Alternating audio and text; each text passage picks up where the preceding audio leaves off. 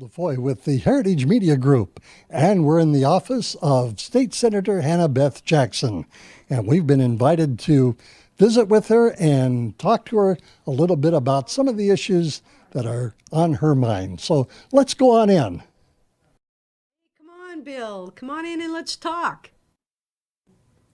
I'm Bill DeFoi. Welcome back in here to News Junkies. And we are privileged this time around to visit with State Senator Hannah-Beth Jackson. And it is great to have you in here, Senator. Well, if we're talking of political junkies, I'm happy to be here. Well, we are going to be talking about political junkies, and we've got really a full slate of some topics that we want to cover with you. Topics that I know that are very near and dear to your heart and to the constituency of the area that you represent. One of which you just recently had signed a bill that was signed by Governor Jerry Brown that brought equal pay for women as well as men. Pretty important stuff. Well, it was a very important bill. And, California has had an equal pay bill since 1949.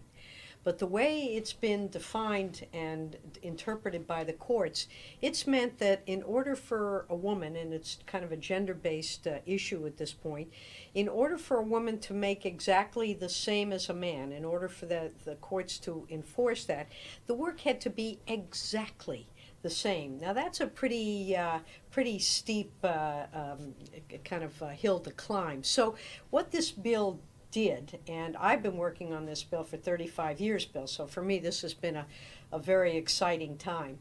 What this bill did is it said that we have to pay people in a gender-blind fashion based upon whether or not the work is substantially similar. And if in fact women discover that they're not being paid the same for substantially similar work, they will be able to pursue some recourse either through the Department of Industrial Relations, the state of California, or be able to file suit. And if they're not sure they're being paid equally for the work they do, they're going to be able to ask their coworkers, and their coworkers are going to be able to tell them if they so choose, without fear of retaliation. And that's been a critical component that we haven't had. You see, people have been afraid to ask because they've been afraid that they'll be fired or disciplined for doing so. This bill says you cannot discipline or fire an employee if they ask and if another employee shares that information, because you can't challenge what you don't know. So now we're going to have the opportunity to see equal pay for substantially similar work. And we're also going to be able to protect employees from retribution or retaliation. And the reason that this bill is so important, and I think this is critical too as we consider the issue, is that women historically have been paid less than men for substantially similar work. So it was when I first started working on this issue back in the 70s, women were paid 57 cents for every dollar a man was paid. Fast forwarding in 2013, actually, women were being paid 84 cents for every dollar a man was being paid. Now that's an improvement, but why is there that difference of 16 cents? For women of color, however, the disparity is even greater. For African American women in California, it's 64 cents. And for Latinas in California, it's 44 cents. It's the biggest pay gap for Latinas in the country. So what does that translate to? Well, we know that in today's world, women make up 50% of the workforce. Of that 50%, 2/3 are either the sole breadwinner of their families, the primary breadwinner of their families, or their income is necessary for their families to meet their basic necessities. So that money is really important. And it's estimated that in California, women, because of this disparity, this unfairness in pay, leave between $33 and $39 billion a year on the table. Money that would go to feed and clothe their families, to provide services. This is money that would go back into the economy for the benefit of everyone. So it's really a kind of a roundabout way of saying that this is really an economic stimulus package. Absolutely, which is why the Chamber of Commerce came out in support of the bill, and we got the support of the business community. They understood this was something that would provide an economic opportunity for all of us, whether it's the business community providing the goods and the services, or those of us who are the consumers and our families, being able to make sure that we were able to provide the necessities for our families, and hopefully then use some of that, if there is discretionary income, to go out and to buy the goods and services to keep business going.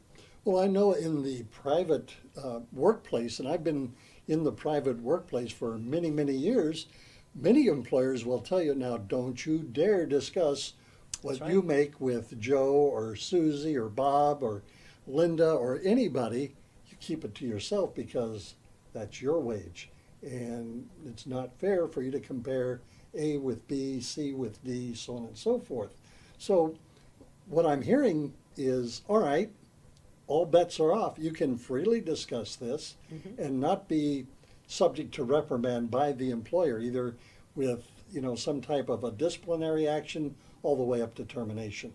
That's correct, and that's important because we should be taking a look at the work that people do and considering it based upon the merit, the productivity, and not the gender. So the criteria in this bill, it does allow for a difference in pay if there's a difference in education, experience, training, and result. I mean, these are things, or if there is such a legitimate occupational reason that has nothing to do with gender, or if there is an occupational reason, it has to be one where gender doesn't in any way impact the determination about what someone's being paid. So let me give you an example that I think is a good example that people really can connect with. In the world of symphony music these days, international orchestras now, when they audition for people to play in their orchestra. It used to be that orchestras were almost exclusively men. There were a smattering of women here and there. I've noticed in the last 4 or 5 years that we're seeing more and more women who are in fact playing in these fine international orchestras and orchestras in general. Why is that? Because there is a protocol now that when you audition a musician for a part, that audition occurs behind a curtain, so that all you know about that musician is the quality of their music. And lo and behold, we're seeing more women entering on to the symphonic stage because the decisions being made are gender neutral. They're gender blind. And I think that that's what we're looking for. I know that's what we're looking for in the workforce for a variety of reasons. And I think a lot of what's happened is that it's either a subconscious or unconscious discrimination. That is, age is old. And the best way to deal with that is to require that the employers, and the burden will be on the employer if we're finding that they're paying less for women who are doing substantially similar work. The burden's going to be on them to show that it fits within one of those criteria and that it isn't a gender-based reason. And see, gender-based, it's harder to get a hold of that and wrap your whole thinking around that, as opposed to age, which, an employer could possibly see that, well, he or she is too old. It's not necessarily based on gender, but sometimes employers will discriminate based on age, and that's equally as bad as the gender-based discrimination. Well, certainly we do know that that does occur. There are laws that limit and prohibit age-based discrimination. But what we found is that discrimination based on gender has just been widespread. I mean, you can say to someone, look, I'm 60 years old, you're hiring only people in their 30s or 40s, or you're paying them more, but I'm as productive. And then the suggestion would be, maybe it is an age-based issue. But I've been working on the gender-based part of this for decades. And it is indeed a significant problem, particularly, as you pointed out earlier, when it comes to the economics. Women are supporting their families. They're supporting their children. In many instances, A single mom. A single mom, again, as I mentioned, that 2/3 of the women who are in the workforce on a full-time basis are there because they're either the sole provider, and in many instances a single parent, or they're the sole provider or the primary provider, again frequently as a single parent, or their income is really critically important for the family to be able to meet its basic needs. So this is something that is an economic driver. We believe that with pay being focused on the quality of the work and not on gender, we're going to see more money coming to those working women, and thus helping their families, improving economic growth, and providing that kind of energy that's going to advance all people to be able to move up based upon hard work and the results. And isn't that what we say to people? If you work hard, you do your best, you play by the rules, you should be able to have the great American dream. We're not saying unless you're a woman. We're saying anybody and everybody, if you play by those rules and if you're doing a good job, you should be paid fairly for that work.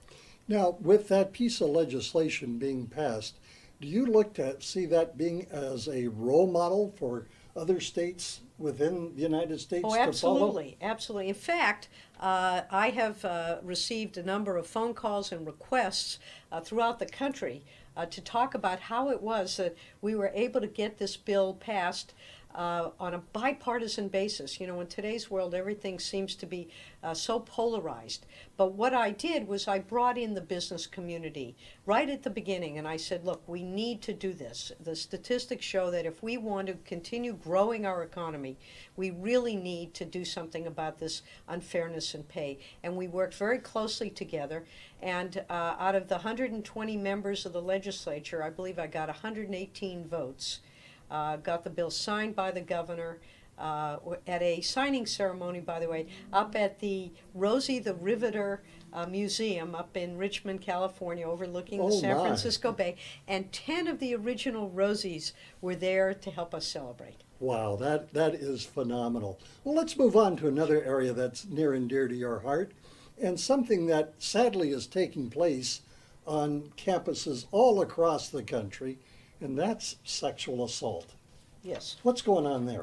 Well, we have studies have shown that 1 in 5 women will be the victim of sexual assault during her time in college, and that is totally unacceptable. So I have done legislation that is specifically addressing this whole issue on our college campuses and hopefully changing the whole discussion and the whole paradigm. What has happened is that people have believed that if you don't say no, you can't be raped.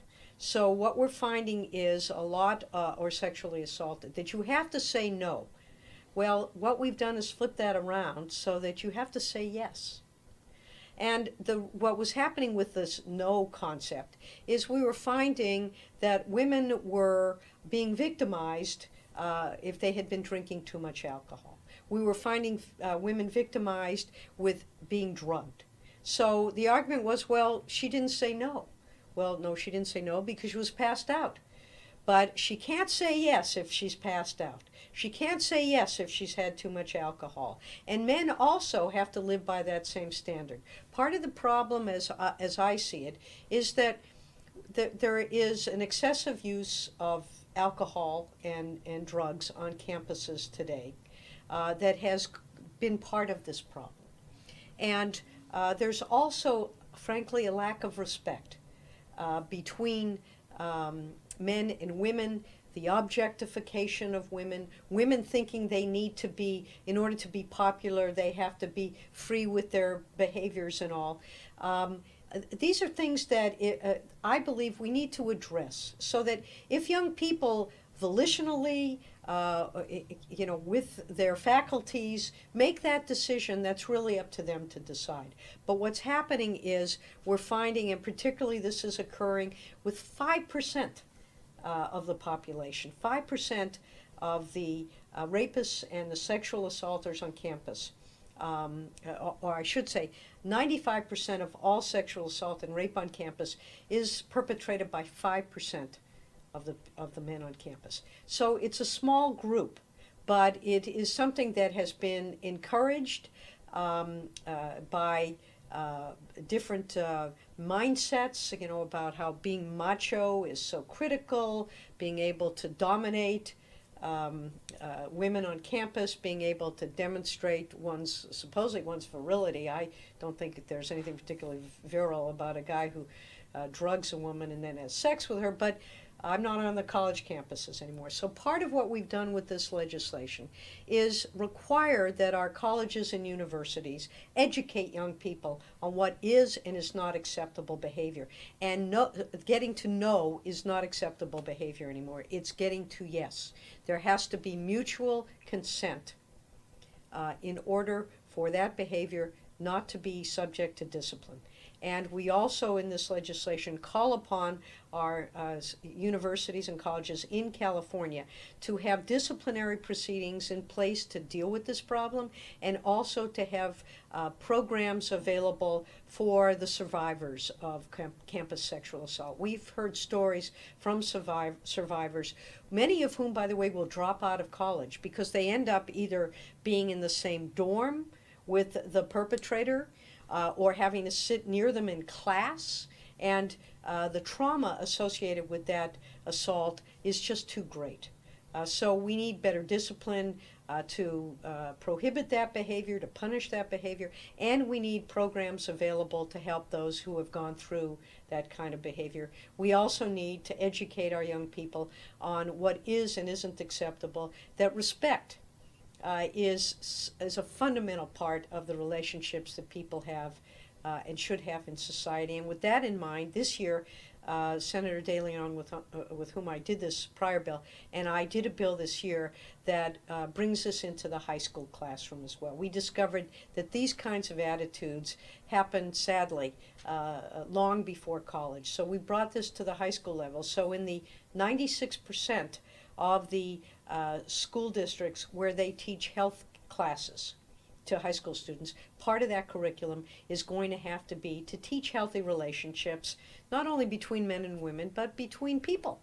It's something that we're sadly lacking today, and it's my hope that as we go forward, we'll reduce the incidence of this kind of sexual violence on campus, and campuses will again be the place where we train and educate the leaders of tomorrow.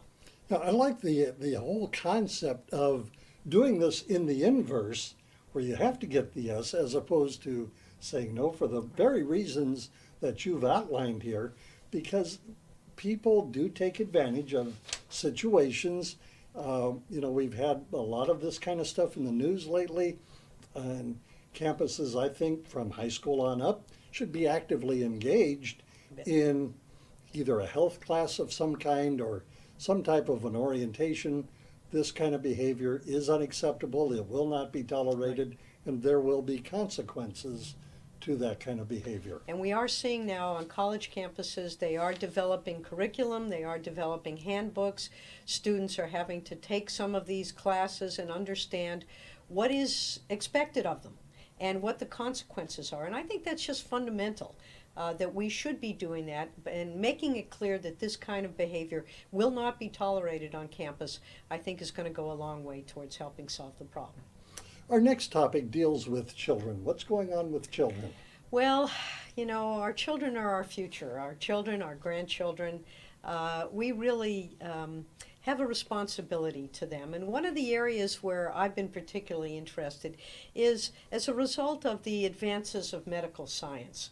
We have been able to map the brain fairly effectively. The brain has been sort of one of the last frontiers in science and in medicine.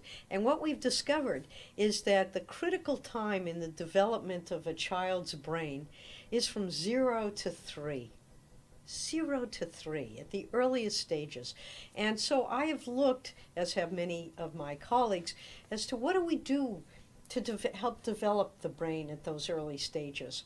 And shockingly, we don't do very much. We don't recognize that early part of life is a time when we should be really helping the development of the brain. I'm not saying go through formal education, but what is developmentally appropriate are things that we should be focusing on as a society, so that when those children start school and are getting their education, they are ready for that. That we can maximize the potential that every child has when they go to school and as they live their lives. So one of these issues deals with what some call child care and early education. I like to think of it as early care and education. As a society, we don't do very much. And as we see more and more, again, women in the workforce, that used to be in an old time, long time ago, that you could very possibly have one parent at home, usually the mother, who was providing that nurturing and that stimulation and what have you. We don't find that anymore. So children are being required to have others doing that kind of early care and education, or a parent chooses to work. And again, we have so many single parent families today. This is really something that we should focus on without putting any kind of moral stamp on it. We have young kids today are in child care. They're in early care. We need to make sure that we have adequate early care and education for our children, that they are given that kind of stimulation, whether it's just play, as most of it really is actually, but being able to interact with other children, learning socialization skills, learning how to give and receive love and affection and respect. These are things that we've discovered that through brain mapping are critically important at these earliest stages. We do not do enough. The state of California, whether it's for underserved communities where we have mom who's working one job, two job, maybe three jobs just to help make ends meet, or working non-traditional hours when there's literally no care available, and making sure that the care that is available is good care and that is age appropriate, that deals with helping to stimulate children. Because we know as a society that if children have that kind of early care, they're going to do better in school. Yes, yes. They're going to do better. They're going to be less inclined to get into trouble, because if all our kids, when they start school, it's kind of like a race. If they're all in the starting blocks together, some are going to run faster than the other. That's just the nature of the world. But they all start together. Those children that don't even get to the starting gate are never going to catch up. And that's part of the problem we have in our justice system. These are kids who never catch up. They have learning disabilities that aren't addressed early. They're frustrated. They give up hope. They haven't had the kind of stimulation they need. In fact, we know that children who have good early care have heard 3 times as many words as children who have not. I can give you one example. Now, I have 4 children, as I had mentioned to you before, and I've got one daughter who's a single mom, raised 2 very lovely girls, by the way. My oldest granddaughter, her oldest, graduated in 2015, Kama Sulade, from Ventura High School. Way to go, Rebecca. And she got a full scholarship ride to where she's attending at Cal State Monterey. Great. All right? Now, I give a lot of credit to my daughter because she really took the initiative to really care for these 2 girls. Mm-hmm. And being a single mom, she's a state employee, and she, through her hard work and efforts, has really done a magnificent job. And the outcome was having Becca graduate Kama Sulade, number 3 in her class at Ventura High. And my hat is off to my daughter and to my granddaughter for really doing the things that were the best in the best interest of the girl. And she has just gone, Great. The sky's the limit That's with her. wonderful. Exactly. Well, that opportunity should be available to all of our children. It's really important if we are going to address problems associated with juvenile justice issues, with gangs, and what have you. We've got to teach to the genius of every child. We've got to teach to the potential of every child. We've got to make sure that kids know that we care about them.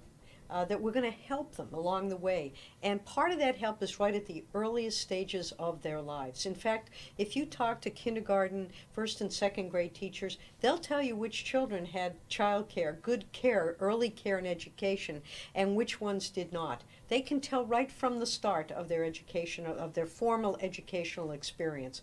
And wouldn't it be great if all our kids were able to start off in school at least at that same starting point? And then we leave it to our great teachers out there to work with the children who have additional needs, but to start with children who don't know how to interact with other kids, who don't know their letters or their numbers or their colors or shapes or what play is all about. It's a task that's too daunting, and we see the subsequent results either with kids dropping out of school or getting into trouble or lacking the kind of inspiration necessary to really go on and have a quality of life and be good contributing members of society. Well, we have the children on one end of the spectrum. On the other end of the spectrum are the veterans. Right.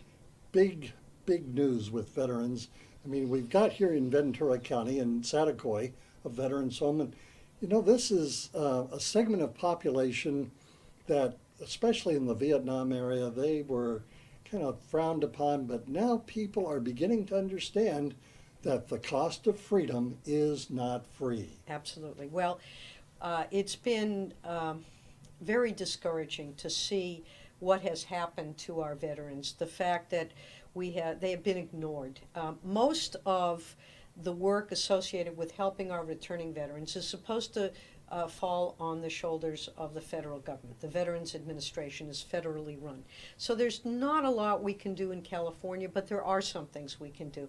And I have talked to so many veterans, whether they're from the Vietnam era, my generation, or whether they're troops, young men and women who fought in Iraq, have fought in Afghanistan, coming home. I mean, the world that they live in when they get back has not been as friendly a world as it should be, has not welcomed them back with the kinds of care and treatment and understanding of the challenges that they face coming home from deployment, coming home from a war zone.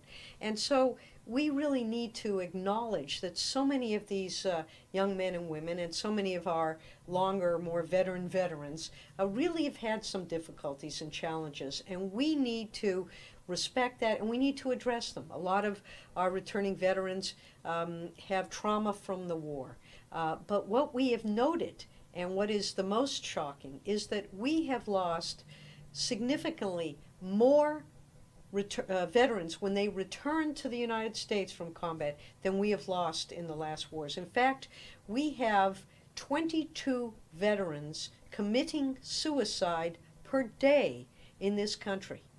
They come home. An astonishing figure. It is astonishing, and it is so distressing. We are not doing the job for our veterans. So I have done a couple bills. Again, the real answer is to put more into our veteran services, to bring our soldiers home, to address the issues associated with the various traumas that they've experienced. We patch them up physically as best we can, but we're not helping them with the emotional challenges that they face. Many of them suffering from PTSD, although they don't want to be accused of suffering from PTSD. Correct. There's a stigma to that. There should not be a stigma attached to that. Human beings being put into these combat situations where it's either kill or be killed is not the normal condition for people. And to react in a way to experience that kind of distress is a very human response. It's not a response of weakness. It is a human response. And unless and until we make sure that our veterans know that and that we address those issues, call it whatever you will, but we need to help these veterans transition. So I did a bill last year that recognizes that so many of our veterans find themselves after deployment in the criminal justice system. Before they deployed, before they joined the military, often many of them were stellar members of society, students, people with tremendous records, or certainly no record of involvement with the criminal justice system. Suddenly they're home within 6 months, a year, or maybe longer. we find that they're in the criminal justice system for alcohol-related problems. Clearly, they're not able to take care of themselves. They're having trouble, and it's bringing them within the purview of the criminal courts. So I did legislation that allows and encourages veterans who are finding themselves in the criminal justice system for nonviolent offenses, but clearly they're having trouble. They're self-medicating. They're having trouble adjusting. They're having anger issues.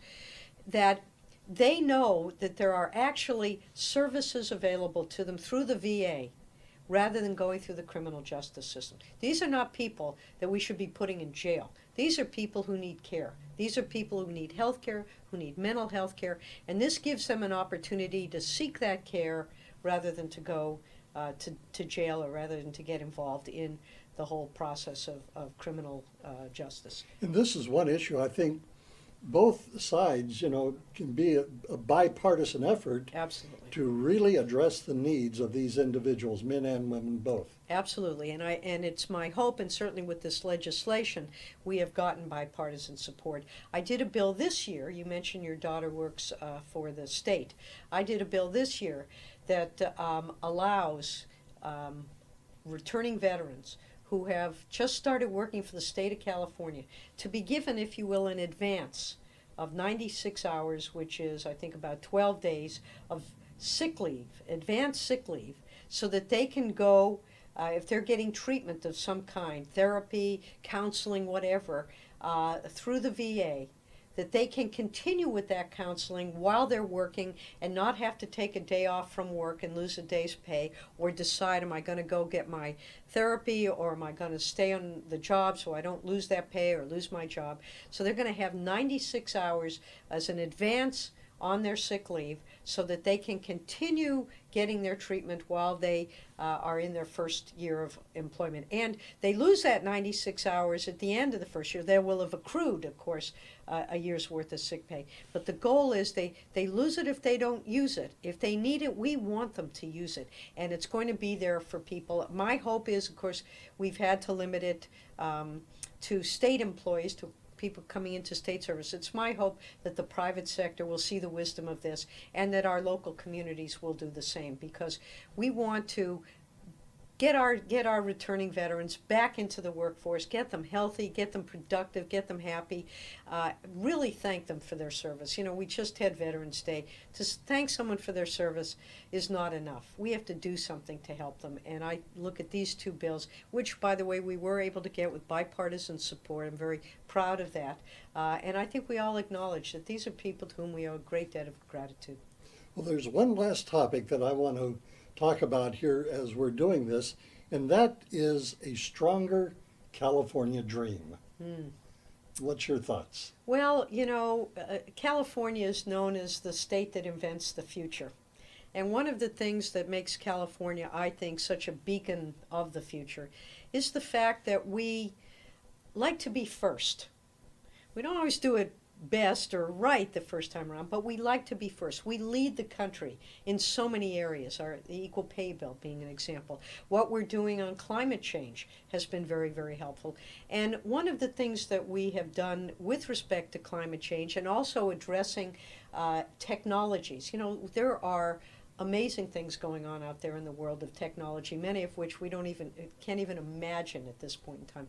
But certainly when it comes to climate change, when it comes to encouraging and developing alternative energy, which is critically important in this world as we see the ravages of climate change, the severe weather, whether it's drought or floods or tornadoes and things that are going on throughout the world, and as we prepare for a potentially major El Nino, we are leading the nation when it comes to trying to raise the bar on developing alternative energy sources. We just passed a bill this year, SB 350, which is going to call upon us to reduce our use of electricity and increase our conservation over the next, by the time 2020, 2030, really setting the bar for the rest of the country. So if we think about the fact that in California we really don't ask you what you've done, We ask you what you're going to do next. That's the spirit of California, and that's really where I think when it comes to technology, when it comes to leading the country, on alternative energy options, using our solar, our wind, our biomass, ways that we can both develop our economy and develop and sustain and protect our planet. This is the exciting part of the future of California, bringing more people into the workforce, creating better jobs, lifting all boats so that everybody has the opportunity to live the great California and American dream. Wonderful. I tell you what, we're out of time. I hope that you will come back and allow us to talk more about what's going to take place in right after the first of the year as we swing into 2016. And this has just been a wonderful opportunity to kind of have you share what's been on your heart and on your mind with our viewers. And if you have a contact piece of information, website, phone number, where people can call and get more information, perhaps go online and find out what is taking place in the state legislature and beyond our walls. And I would like to invite your listeners, your viewers, to call the office if you have concerns. One of the jobs of a state legislator is to try to help you traverse the different state agencies if you're having problems. I've got a wonderful staff right here in Ventura County in Oxnard, more than happy to help. You can contact the office. We're at 300 East Esplanade Drive, calling us at 805-988-1940. Or you can visit us at senator.jackson@senate.ca.gov with any emails, or go to my website, which is www.senate.ca.gov/Jackson. And we look forward to it, and thank you so much for the opportunity to be here. All right, Senator Hannah-Beth Jackson has been with us, and I'm Bill DeFoi. You've been watching News Junkies, a production of the Heritage Media Group.